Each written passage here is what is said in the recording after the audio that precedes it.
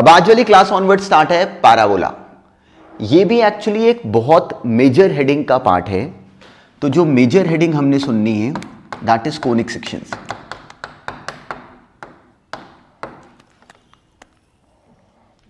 अब इस major heading conic sections के अंदर एक्चुअली तीन नाम आते हैं।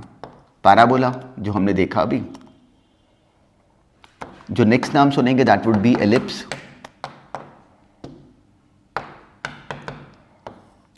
और नेक्स्ट नाम है हाइपरबोला।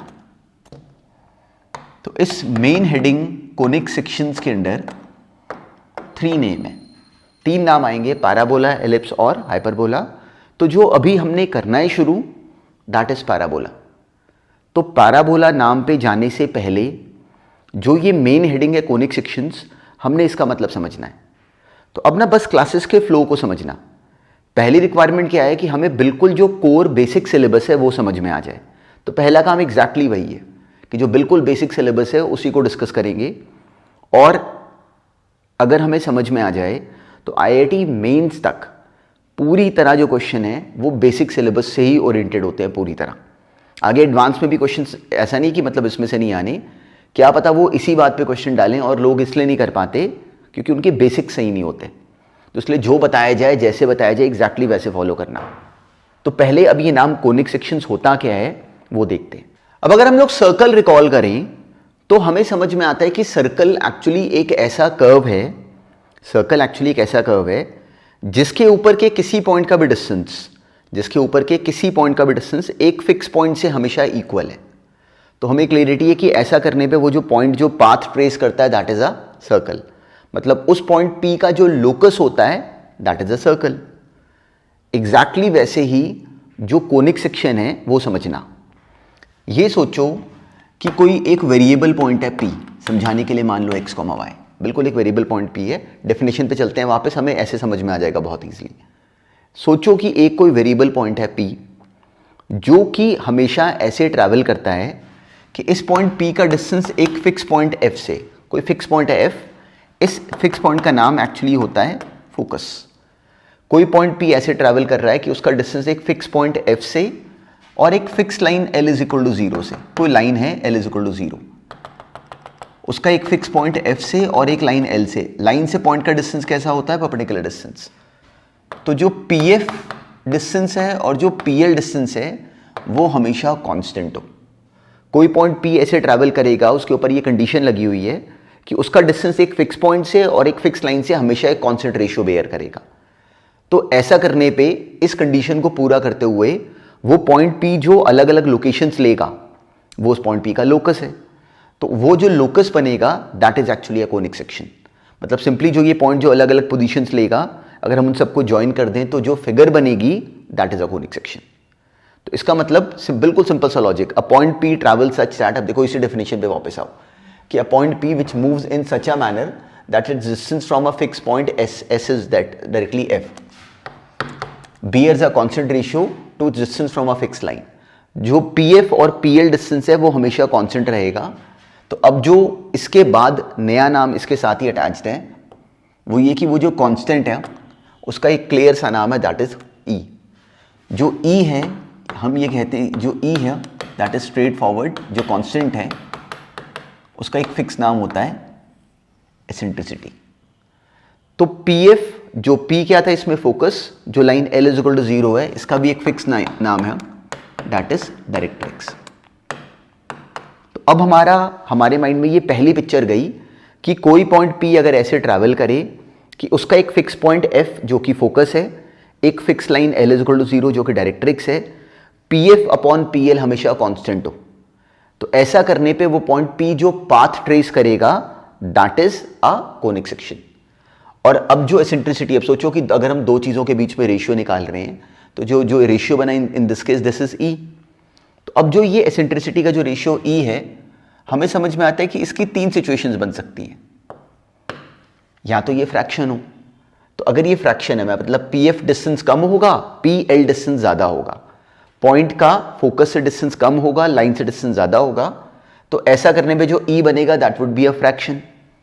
तो ऐसा करने पे जो ये E बनता है वो जो फिगर बनाएगा that is the first conic section which is ellipse. तो एलिप्स के केस में हमें समझ में आता है कि जो एसेंट्रिसिटी होती है वो 0 से 1 के बीच में, फ्रैक्शन लेस देन 1 है। देखो दोनों डिस्टेंसेस का रेशियो है तो नेगेटिव तो हो नहीं सकता, तो ये पहला स्टेप। अगर कहीं इस कोनिक सेक्शन की एसेंट्रिसिटी 1 हो जाए, मतलब ई अगर 1 हो, ये रेशियो अगर 1 आ जाए, तो उस केस में जो ये पाथ ट्रैवल करता है दैट इज अ पैराबोला।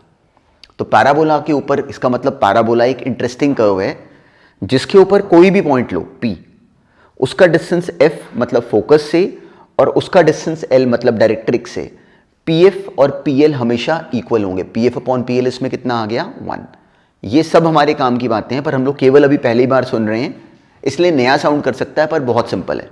बस पहली बार हमारे माइंड में ये इंप्रेशन जाना शुरू होना चाहिए। ऐसे ही E अगर 1 से बड़ा हो जाए तो जो फिगर बनती है वो जो बची वही वाली का, दैट इज अ हाइपरबोला। ये है एक्चुअली कंप्लीट चैप्टर की एंट्री।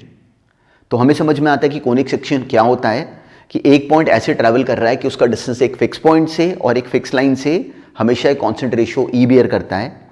इसमें वो ई अगर 1 हो जाए तो जो फिगर बनेगी दैट इज अ पैराबोला। तो यहां से हम पैराबोला में एंटर करें। अब देखो इसमें से हर बात के ऊपर एक्चुअली क्वेश्चन है, कैसे है वो देखेंगे साथ साथ। पर पहला सेंस क्या कि हमारे माइंड में ये अंडरस्टैंडिंग जाए, इस पर क्या हो सकता है, ये क्यों करा, वो सब अभी देखते हैं। इनफैक्ट अभी भी क्वेश्चंस आज भी आने शुरू होंगे जो कि इस बात को यूज भी कराएंगे। पर पहला काम अपने माइंड में ये इंप्रेशन डालो कि पॉइंट का फोकस से डिस्टेंस और पॉइंट का डायरेक्ट्रिक्स से डिस्टेंस अगर इक्वल है तो जो फिगर बनेगी दिस इज अ पैराबोला। तो बिल्कुल कोनिक सेक्शन में एंटर करने के लिए हमारी पहली अंडरस्टैंडिंग ये है। अब देखते हैं कि ऐसा करने पे जो पैराबोला बनता है वो होता कैसा है। बहुत काम की बात है, बहुत ध्यान से समझना। अब देखो सर्कल हमें एज अ फिगर नोन था, सर्कल हम जानते हैं, स्ट्रेट लाइन भी हम जानते हैं। और सर्कल और स्ट्रेट लाइन जो अब हम लोगों ने अभी 11th में आके करा, तो वो हमारे लिए नई फिगर्स नहीं थी, वो हम पहले से भी जानते थे। सर्कल हम जानते थे कि क्या होता है, हम बचपन से देख रहे होते हैं सर्कल। स्ट्रेट लाइन भी हम जानते हैं कि उसका मतलब क्या होता है। पैराबोला में जो फर्स्ट स्ट्रगल है वो ये कि हमें पता ही नहीं कि पैराबोला दिखता कैसा है। तो पैराबोला दिखता कैसा है, कैन यू इमेजिन कि इवन IIT में इतनी बार इस पे क्वेश्चंस आए हैं जो कि पूरी तरह इस बात को पकड़ते हैं कि पैराबोला एक्चुअली किस तरीके से दिखता है। तो अब लोगों की क्लैरिटी क्योंकि बहुत डिस्टॉर्टेड होती है तो वो उन बेसिक क्वेश्चंस को हैंडल नहीं कर पाते। तो एक्चुअली जो बिल्कुल बेसिक पार्ट है, जो बिल्कुल कोर स्कूल का सिलेबस है, उसकी सबसे बड़ी रिक्वायरमेंट है कि हमें समझ में आ जाए कि पैराबोला दिखता कैसा है पैराबोला। अगर हमें कहीं पे मिल जाए तो हम देखते पहचान पाएं कि ये पैराबोला है। तो this is the first requirement. तो अब ये सोचो कि सर्कल, अगर मान लो कि सर्कल हमें ना पता होता, मान लो कि अगर हमें सर्कल ना आता होता और मुझे अगर मान लो सर्कल अगर बताना होता, तो मैं क्या करता, मैं एज एन एग्जाम्पल एक सिंपल सा सर्कल ले लेता। मान लो कि I had to teach you कि how does a circle looks like. तो I would have taken a simple circle, like for example let x square plus y square is equal to a square। मैं एक simple सा circle ले लेता कि देखो circle का सेंटर 0 0 होता है और ऐसा होता है सर्कल। तो हमें देख के समझ में आ जाता अच्छा कि सर्कल ऐसा होता। मतलब जस्ट टू एक्सप्लेन यू कि how does a circle looks like. अगर मान लो पहली बार आप लोगों ने कभी आज से पहले सर्कल देखा ही ना होता और पहली बार मुझे सर्कल दिखाना होता, तो मैं एक सिंपल सा सर्कल ले लेता, तो हम समझ जाते अच्छा ऐसा होता है सर्कल। अब इस केस में सर्कल का सेंटर 0 0 0 है, पर कहीं और लेके जाओगे तो कोई और सेंटर होगा, पर दिखने में ये ऐसा ही होगा। बिल्कुल ऐसे ही सोचो कि मैं पहली बार आज अब एक पैराबोला समझाने लगा हूं, हमें नहीं आता पैराबोला। तो अब पैराबोला को समझाने के लिए, जैसे सर्कल को समझाने के लिए मैंने एक सिंपल सा एग्जाम्पल लिया, x square plus y square is equal to a का अपने आप ले लिया कि समझाने के लिए एक सिंपल सा सर्कल ले लेते हैं, उससे शेप समझ जाएंगे और फिर देखेंगे कि वो हमेशा कैसे बिहेव करता है। ऐसे ही सोचो पैराबोला को समझाने के लिए मैंने अपनी मर्जी से एक सिंपल सा पैराबोला ले लिया, अपने आप ले लिया। कैसे लिया वो मेरी मर्जी, ताकि कि बस हमें शेप समझ में आ जाए। तो मैंने एक सिंपल सा पैराबोला ले लिया and that is y square is equal to 4ax।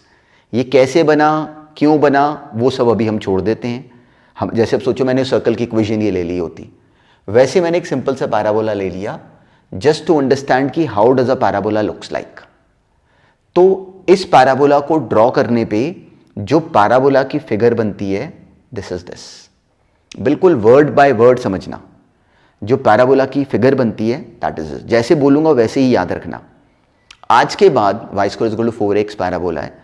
Parabola जो है वो हमें समझ में आया कि बिल्कुल ऐसा होता है जैसे कि किसी का मुंह खुल जाए, मतलब just like an open mouth, बिल्कुल ऐसे की फिगर है। देखो ये है पैराबोला, ये है बिल्कुल बेसिक पैराबोला,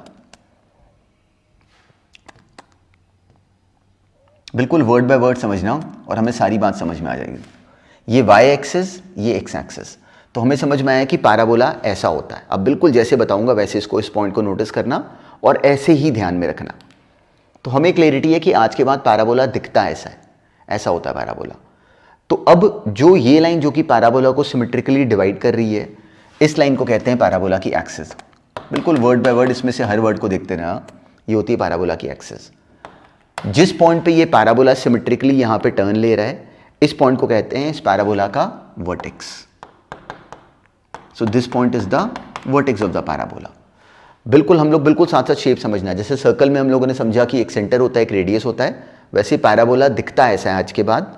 ये जो पॉइंट जहां पे कि वो पैराबोला टर्न ले रहा है, ये होता है इस पैराबोला का वर्टेक्स।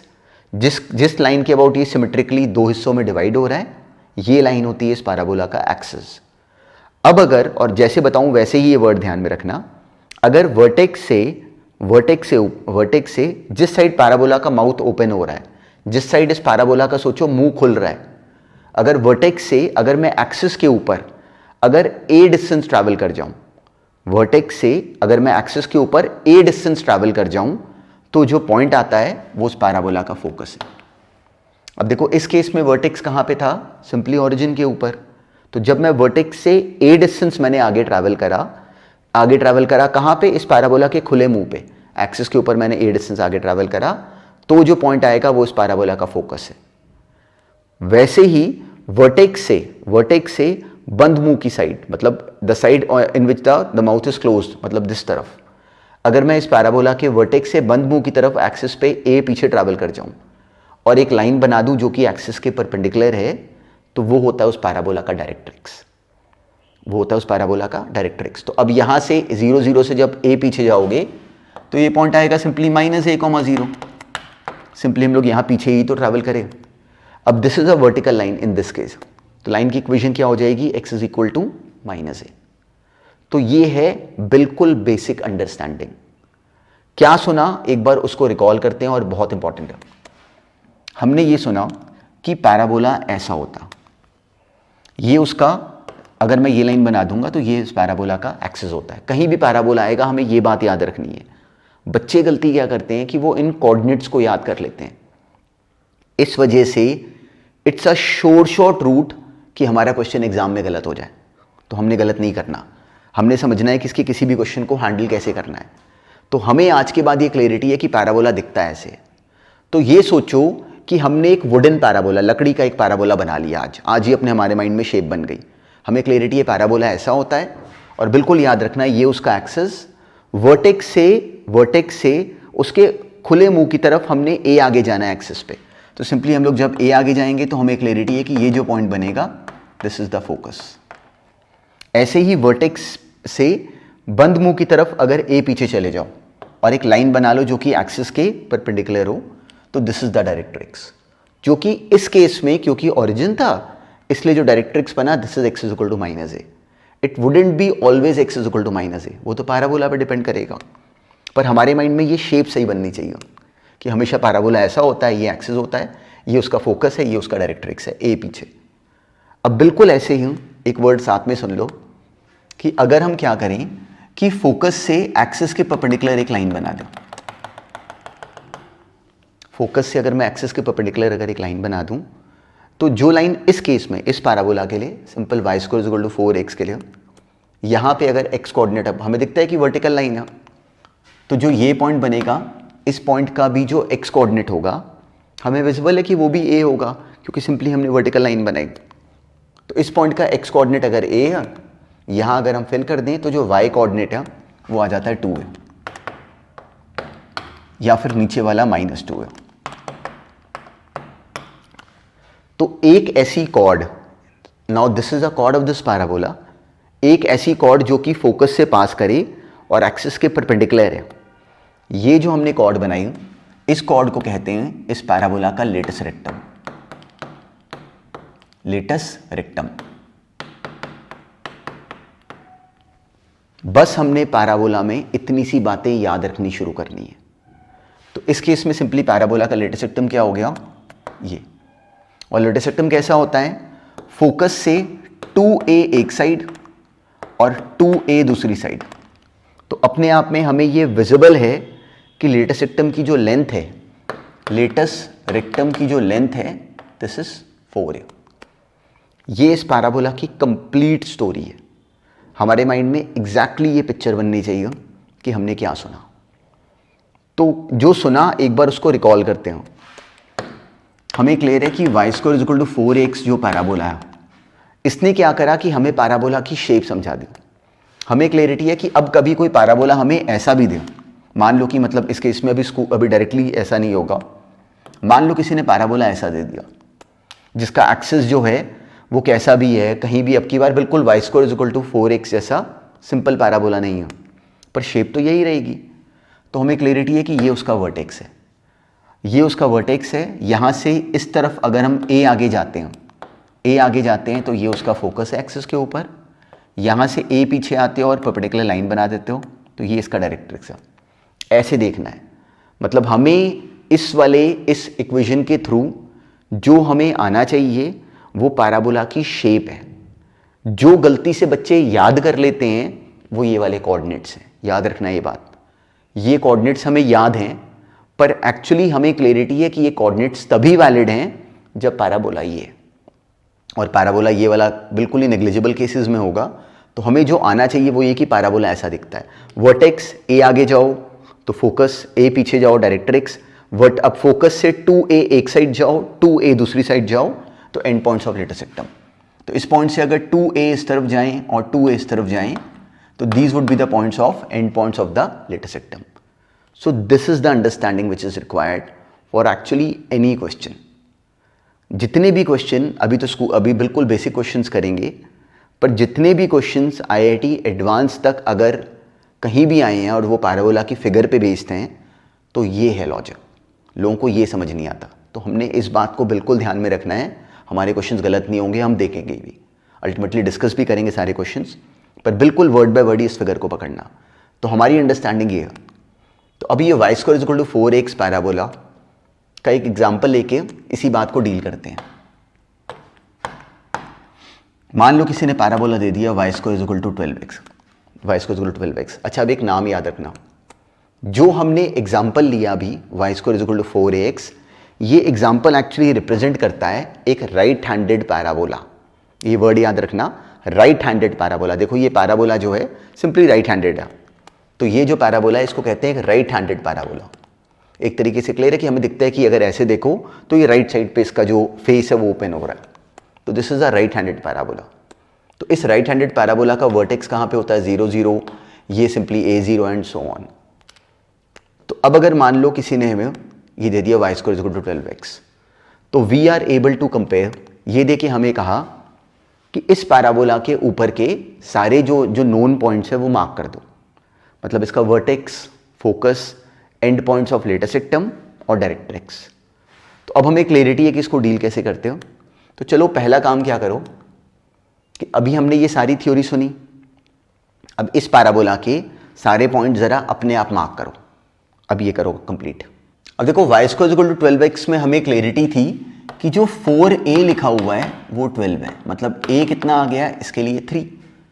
तो अगर a 3 है और पैराबोला सिंपली राइट हैंडेड है तो हमें ये फिगर की क्लियरिटी है।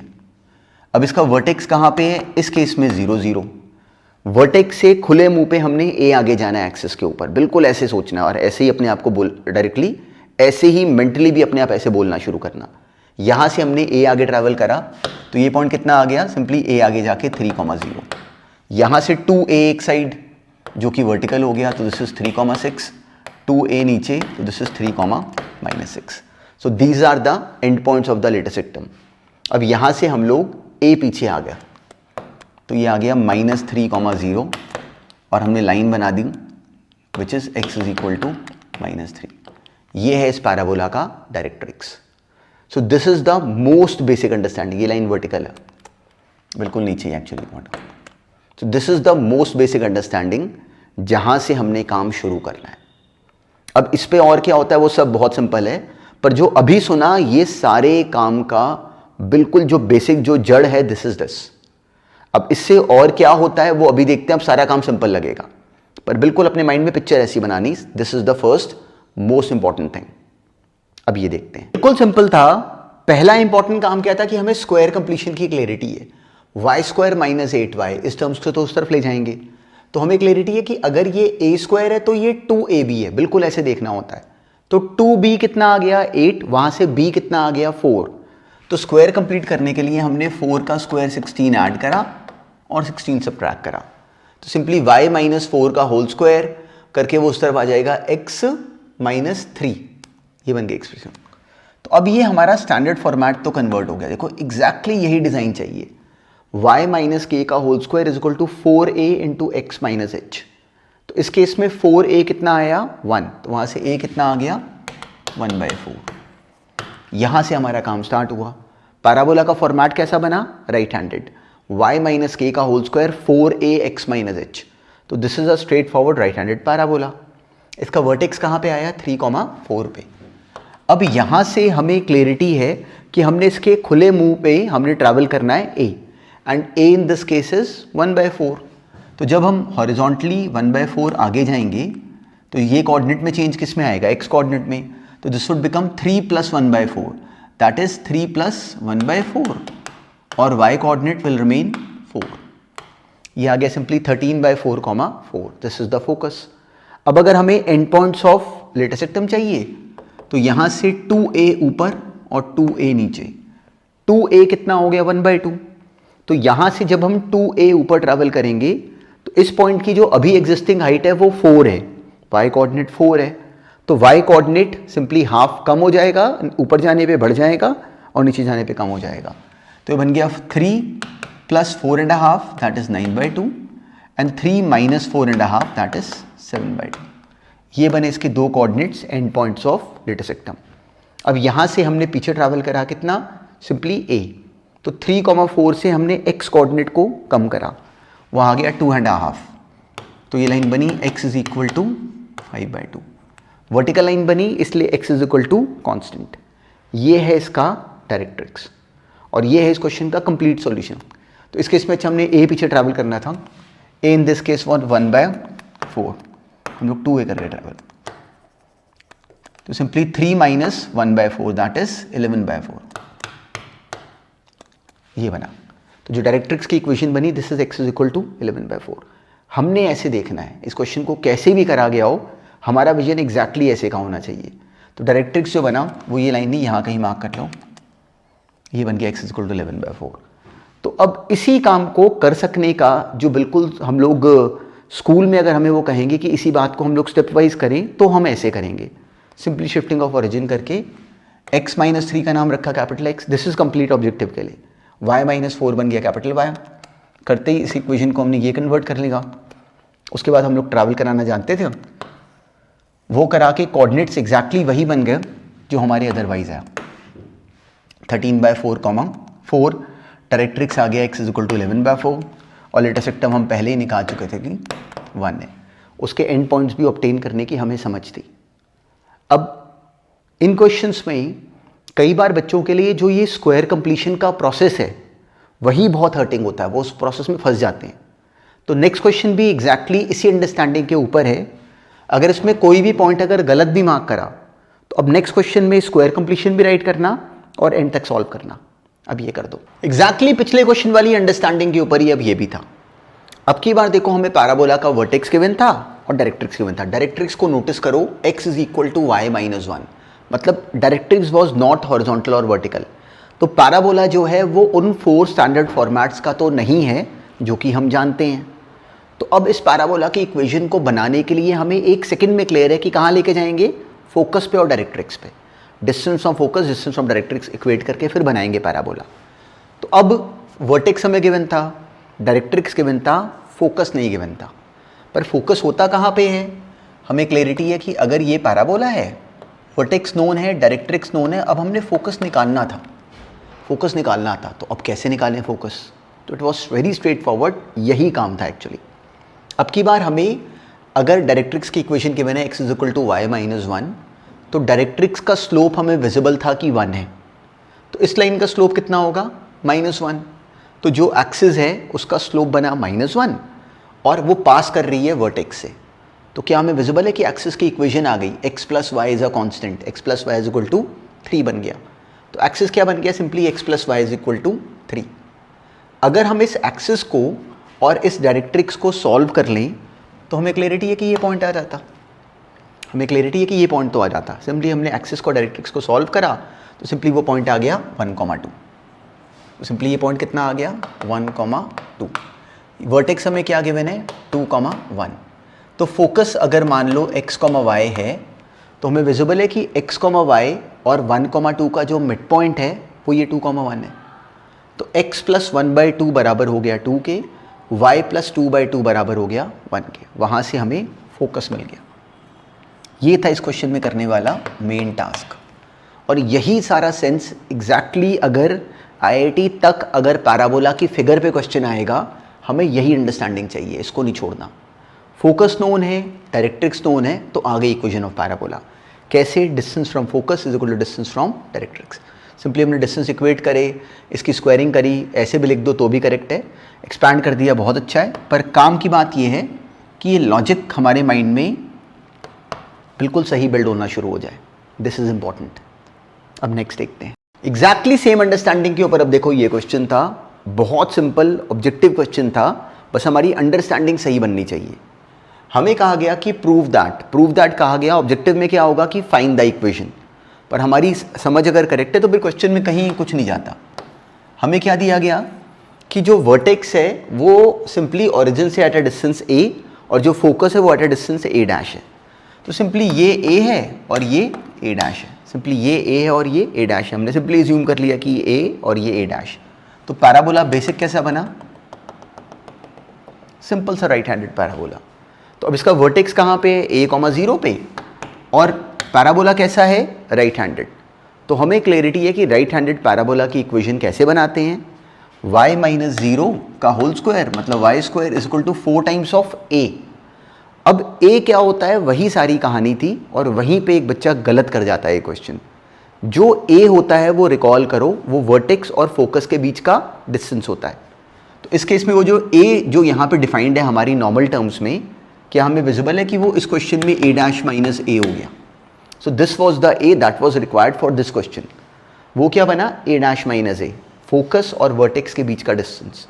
तो ये 4 टाइम्स a जो कि ये a डैश माइनस a था इंटू x माइनस a, ये इसका आंसर था इन 10 सेकेंड्स।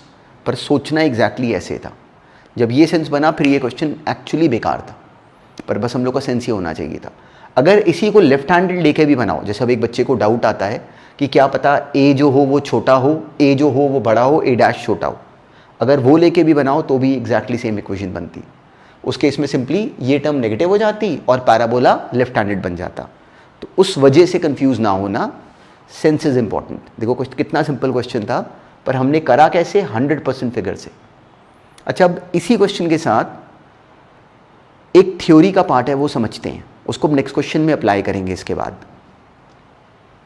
हमने जो पैराबोला की इक्वेशन देखी, हमने जो बिल्कुल पैराबोला की बेसिक इक्वेशन देखी, वो हमने ये समझी। जहां से हमने पैराबोला पे बात करनी शुरू करी थी वो थी equation y square is equal to 4ax। ये था वो पैराबोला। ये बना कैसे, सिंपली कोई पॉइंट है फोकस का, उसका डिस्टेंस सिंपली किसी इसके ऊपर के किसी पॉइंट का डिस्टेंस फोकस से और डायरेक्ट्रिक्स से बराबर है। उसका हमने यूज़ भी करा, उससे अपनी एक अंडरस्टैंडिंग भी बनाई। That is it. काम की बात है, हमने समझी। इसी के साथ अब रिलेटेड काम की बात क्या है कि अब इसी इक्वेशन को देखने का एक नया पर्सपेक्टिव पकड़ो, और बहुत इंटरेस्टिंग है, बहुत काम का है। एक बार IIT में इस पे भी क्वेश्चन आया हुआ है, पर ये पर्सपेक्टिव राइट हमें समझ में आना चाहिए। इस इक्वेशन में एक बात नोटिस करो कि ये पॉइंट इसके ऊपर का इन जनरल है x, y।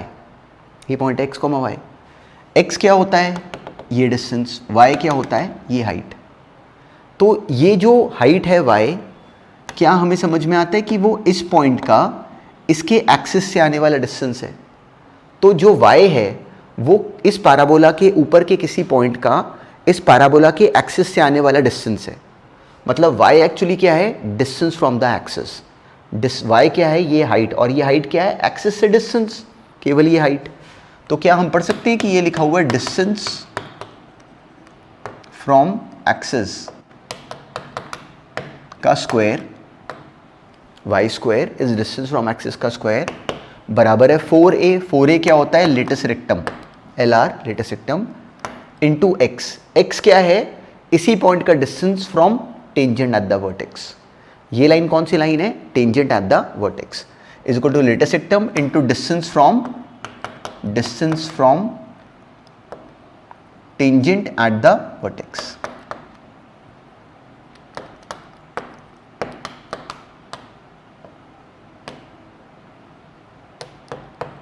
ये इसी पैराबोला की इक्वेशन को देख पाने का या बोल पाने का एक और ढंग है और बहुत काम की बात है। तो अगर हमें ये क्लैरिटी है कि अगर आज के बाद कोई हमें अगर पैराबोला का एक्सिस दे दे और पैराबोला का टेंजेंट एट द वर्टेक्स दे दे, तो उस पैराबोला की इक्वेशन को बोल पाने का हमें एक नया ढंग मिल गया कि पैराबोला एक ऐसा कर्व है जिसका डिस्टेंस फ्रॉम एक्सिस जो होता है उसका स्क्वायर बराबर होता है latus rectum into distance from tangent at the vertex. बिल्कुल देखो, हमने इसी इक्वेशन को बस अलग तरीके से रीड करा, that is it. So what we have done is कि हमने इसी इक्वेशन को जो हमारे सामने कब से है, इसी इक्वेशन को बस अलग तरीके से रीड करना सीखा। इसका कैसे रोल होगा, इस पे क्या हो सकता है, वो अब अपने आप अटेम्प्ट करते हैं इन अ क्वेश्चन। तो जो नेक्स्ट क्वेश्चन आ रहा है वो इसी बात को अप्लाई करवाएगा। बहुत ईजी है, एंड तक कंप्लीट कर देना। अब ये करो सॉल्व। क्या गिवन था कि एक पैराबोला का जो डबल ऑर्डिनेट है उसकी लेंथ हमें गिवन है कि 8p है। डबल ऑर्डिनेट नाम हमें क्लियरली समझ में आता है कि केवल इस पैराबोला के लिए आएगा, सिंपल राइट हैंडेड पैराबोला के लिए। तो अब हमें कोई पैराबोला गिवन है, उसके डबल ऑर्डिनेट की लेंथ हमें गिवन है कि 8p है। तो हमें क्लियरिटी है कि 8p होने का मतलब 4p ऊपर एंड 4p नीचे। तो y कोऑर्डिनेट कितना हमें गिवन है, 4p। क्या नहीं गिवन, x कोऑर्डिनेट। और वैसे नीचे वाला क्या आ गया, x coordinate same comma -4p। बहुत बेसिक अंडरस्टैंडिंग है, बस हमें बहुत स्लोली समझ में आना चाहिए। तो अब उसने बोला कि सिंपली अब हमें चाहिए इसका x कोऑर्डिनेट। तो अब ये जो पॉइंट है वो इसी पैराबोला के ऊपर का पॉइंट है। हमने y को डाला 4p, तो हमें क्या मिल गया, 16p² बराबर है 4p x के। वहाँ से x कितना आ गया, 4p। तो वो पॉइंट हमें पता है 4p, 4p, नीचे वाला पॉइंट है 4p, -4p। हमने ये फाइंड कर लिया, ये है 4p और ये भी 4p। तो अब हमें कहा गया कि प्रूव करो कि जो ये एंगल है दिस इज़ 90 डिग्रीज। और क्लैरिटी ये हो गया, it was so simple. Simply अगर यहाँ से देखो तो ये 4p x कोऑर्डिनेट, ये 4p y कोऑर्डिनेट, तो ये इतना एंगल कितना आया, इस एंगल का tan थीटा आ गया y upon x which is 1। तो दिस एंगल इज़ 45 डिग्रीज। कैसे पता चला, सिंपली 4p अपॉन 4p। बहुत बेसिक ऑब्जेक्टिव क्वेश्चंस हैं, बस हमारा सेंस राइट बनना चाहिए, उसी के लिए कर रहे हैं बस अभी काम। 4p upon 4p that is tan theta, ये 45 डिग्रीज। बिल्कुल सिमिलरली ये भी 45 डिग्रीज, -45 डिग्रीज। तो ये कंप्लीट एंगल कितना बना, 90 डिग्रीज। वही हमें कहा गया था।